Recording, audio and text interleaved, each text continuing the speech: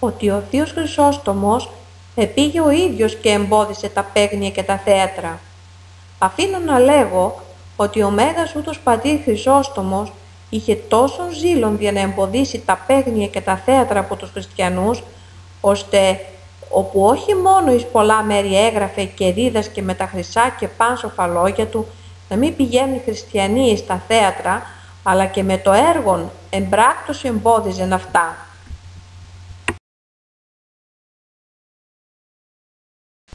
Διηγείται γάρο ανώνυμος εις των βίων του Χρυσοστόμου ότι στην Κωνσταντινούπολη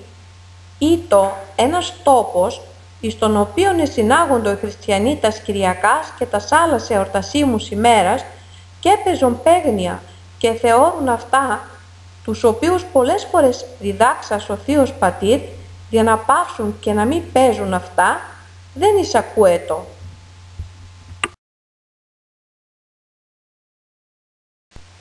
Όθεν εν μια Κυριακή, βλέποντας πως ολίγοι χριστιανοί ήλθον στην εκκλησίαν, οι περισσότεροι δε πήγαν στο θέατρον,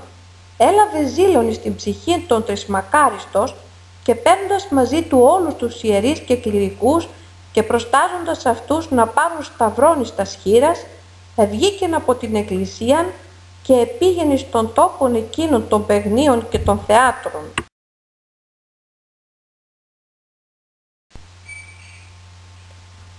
Και τόσον ελεγμόν έκαμε εις τους εκείς αιώντας χριστιανούς,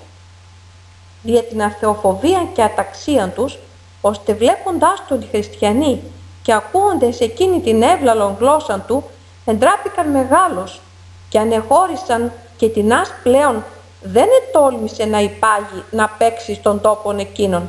αλλά όλοι στο εξής επήγαιναν στην εκκλησίαν μετανοούντες και ζητούντες παρά το Αγίου συγχώρησιν. Εν μετανία δε μάλλον, ειλικρινή, τες του Θεού προστρέχειν εκκλησίες και παρά αυτού εξαιτήστε